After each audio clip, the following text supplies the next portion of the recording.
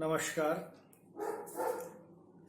आज के हमारे आलोच्य कवि हैं रामधारी सिंह दिनकर।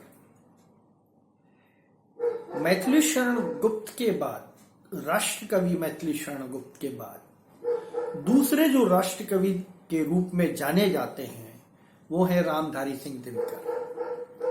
अपनी ओजपूर्ण कविताओं के माध्यम से, अपने क्रांतिकारी विचारों के माध्यम से, अपने हुंकार के माध्यम से उन्होंने यह सिद्ध किया कि कलम की धार तलवार की धार से कम नहीं होती।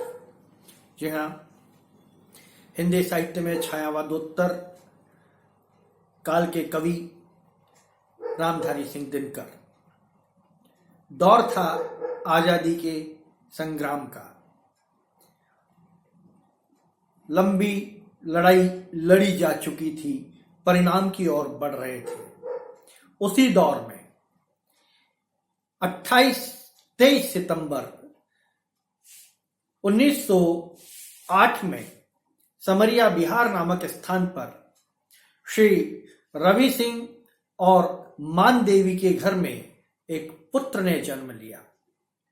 नाम रखा गया रामधारी। बालकपन गांव में व्यतीत हुआ। गांव की पाठशाला में पले बड़े हुए, प्राकृतिक वातावरण में रहे,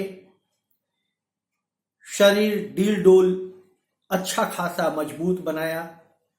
लेकिन कवि प्रकृति वहीं से जागृत हो गई। उस प्राकृतिक छटा ने, उस प्राकृतिक वातावरण ने उनके हृदय में एक कवि को जन्म दिया।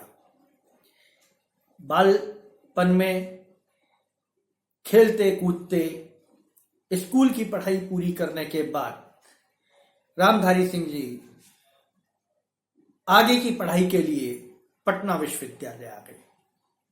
पटना विश्वविद्यालय से स्नातक करने के बाद तुरंत बाद वे एक स्कूल में प्रधानाध्यापक की नौकरी पा गए और उसके बाद धीरे धीरे वे सब रजिस्ट्रार तक पहुंच गए।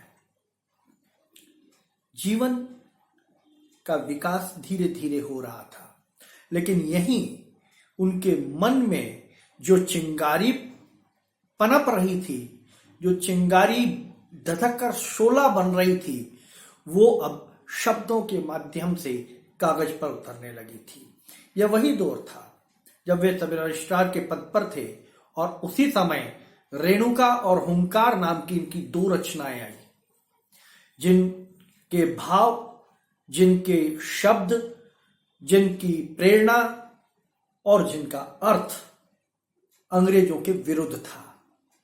अंग्रेजों को ये लग गया कि हमने एक गलत आदमी को चुन लिया, लिहाजा अंग्रेज सरकार उन्हें परेशान करने लगी। उन्हें बार बार एक्सप्लेनेशन कॉल होने लगे और 4 साल में 22 बार उनका तबादला किया गया। मजबूर होकर रामधारी सिंह दिनकर ने अंग्रेजों की नौकरी छोड़ दी।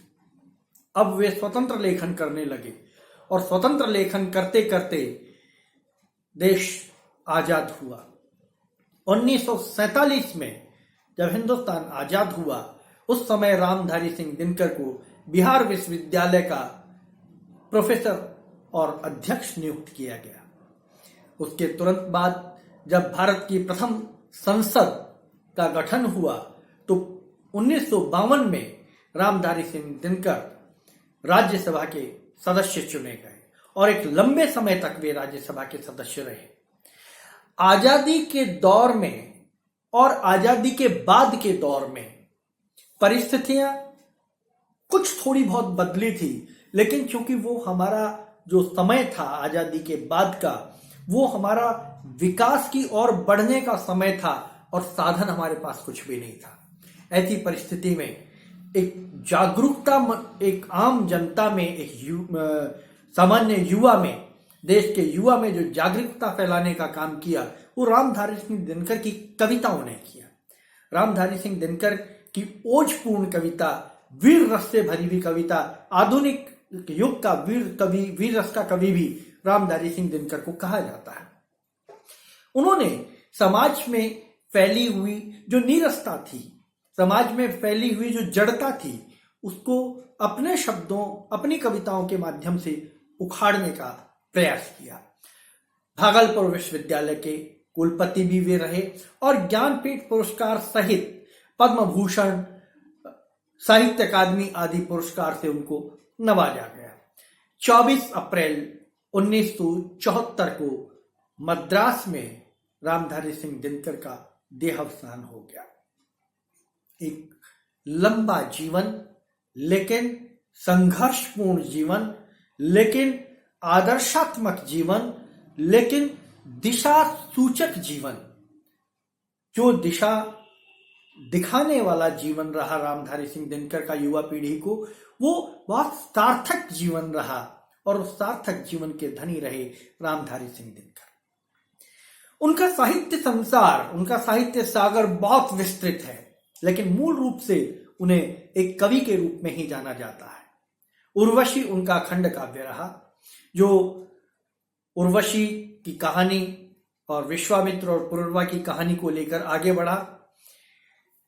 कुरुक्षेत्र उनका सबसे चर्चित प्रबंध काव्य रहा, जिस प्रबंध काव्यात्मक काव्य में उन्होंने महाभारत के माध्यम से, महाभारत के घटनाक्रम के माध्यम से भीष्म की पीड़ा को प्रस्तुत किया, युधिष्ठिर के अंतर्द्वंद को प्रस्तुत किया, अर्जुन के अंतर्द्वंद को प्रस्तुत किया और जो संघर्ष दिखाया, वर्ण संघर्ष, वर्ग संघर्ष, राजनीतिक संघर्ष, ये सारा प्रतीकात्मक रूप से कृष्ण के गीता के ज्ञान के माध्यम से समझाया गया।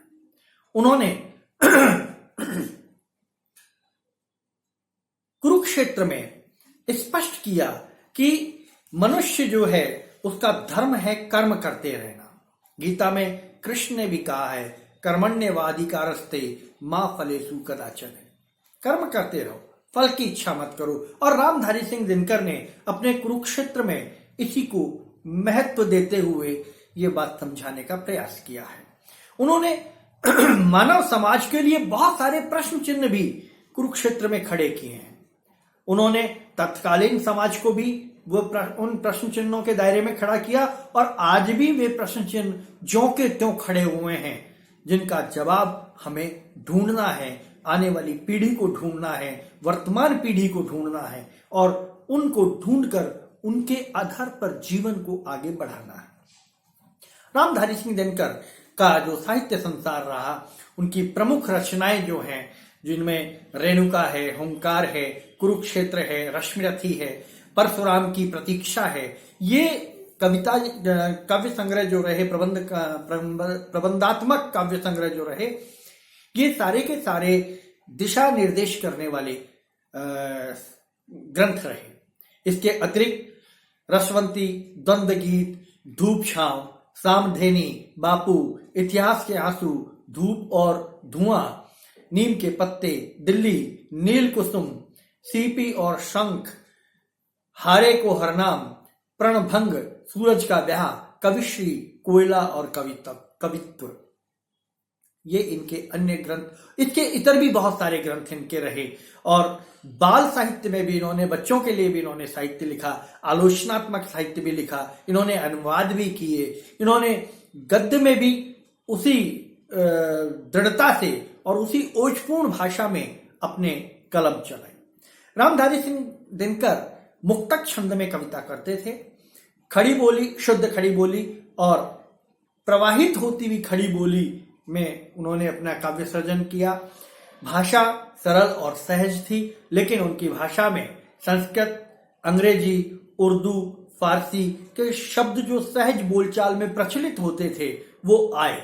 वो कहीं भी ऐसा प्रतीत नहीं होता कि रामधारी सिंह दिनकर ने उनको बहुत प्रयास से डाला है अपने साहित्य में। उस साहित्य की सहजता को उन्होंने समाप्त नहीं किया।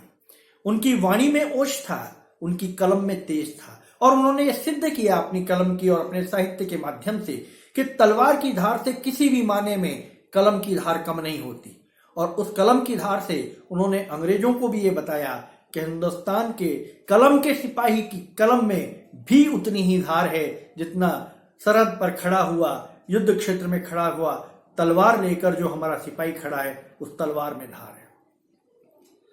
हम रामधारी सिंह दिनकर को जब ओज कवि के रूप में, वीर कवि के रूप में, उनकी जो उत्तेजना पूर्ण जो उनका काव्य है उसके रूप में जब पढ़ते हैं तो एक अलग छवि हमारे सामने आती है। और वही छवि रामधारी सिंह दिनकर को, उनका उपनाम जो दिनकर है, उस दिनकर को सार्थक करती है और वही छवि उन्हें राष्ट्र कवि के सिंहासन पर पहुंचाती है। तो रामधारी सिंह दिनकर संपूर्ण रूप में एक राष्ट्र कवि थे और आधुनिक युग में वीर गाथा काल के वो हस्ताक्षर थे जो शायद वहां शेष रह गए थे, यहां पर अवतरित हुए हैं। इसलिए रामधारी सिंह दिनकर के बारे में किसी आलोचक ने कहा है कि दिनकर अपने नाम की सार्थकता अपने काव्य से स्पष्ट रूप से करते दिखाई देते हैं। हम जब व्याख्या खंड की बात करेंगे दिनकर की, जब हम कुरुक्षेत्र को विस्तार से पढ़ेंगे, जब हम हुंकार को विस्तार से पढ़ेंगे, तो इस पृष्ठभूमि में ही हम रामधारी सिंह दिनकर की समीक्षा करेंगे। नमस्कार।